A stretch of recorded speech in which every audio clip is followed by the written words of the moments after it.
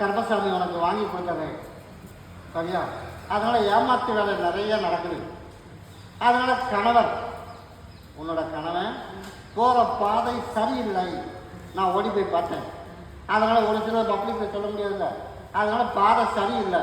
அதனால் கர்ப்பசாமி நியாயம் எங்கே இருக்குதோ உனக்கு அங்கே ஜெயிக்க வைக்கணும். அதனால் உனக்கு நியாயம் ஜெயிக்கிற மாதிரி கணவரையும் திருத்தி உன் குடும்பத்தோட சேர்த்து வச்சுட்டு, அதே போல் உனக்கு எழுதி தேவையில்லாமல் மாற்றி எழுதி வச்சான் பார்த்தியா, அதே போல் கர்ப்பசாமி உன் சொத்து உனக்கு வர்ற மாதிரியும் நான் அமைச்சு கொடுத்தா போதுமா? கிட்டவா. இப்போ நீ போயிட்டு வர்ற ஞாயிற்றுக்கிழமை இங்கே வரணும், சரியா? அதே மாதிரி உனக்கு உடல்நிலையில் இருக்கிற பிரச்சனை இன்னும் 30 நாள் உனக்கு முழுசு சரி பண்ணி கொடுத்துறேன்.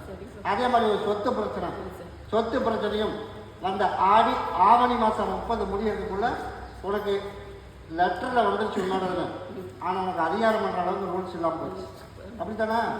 அதனால் நான் கர்ப்பசாமி உனக்கு அந்த அதிகாரமும் கர்ப்பசாமி ஆவணி மாதத்தில் உனக்கு உன்னோட அப்படின்னு உனக்கு செல்லுபடியாகிற மாதிரி கர்ப்பசாமி உருவாக்கி, கணவர் நான் செஞ்சது தப்புக்கேன் அப்படிங்கிற மாதிரி கர்ப்பம் கொண்டாந்து உனக்கு காலடி உலகட்டுனா போதுமா? நான் அமைச்சு கொடுத்துருவேன், கிட்டவா. இப்போ இடத்துக்கும் உன்னோட உடல்நிலைக்கும் மட்டும்தான் உத்தரவு.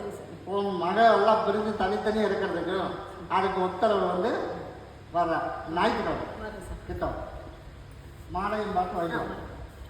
ஆவணி மாதம் இப்போ உனக்கு போய் டைம் போட்டாச்சு. ஆவணி மாதத்தில் உனக்கு வந்து அந்த இடம் உன்னோட ஊர்ஜீனமாக வந்துடும், சரியா? அப்படி இருந்தால் போதும், அமைச்சு தரப்போம்.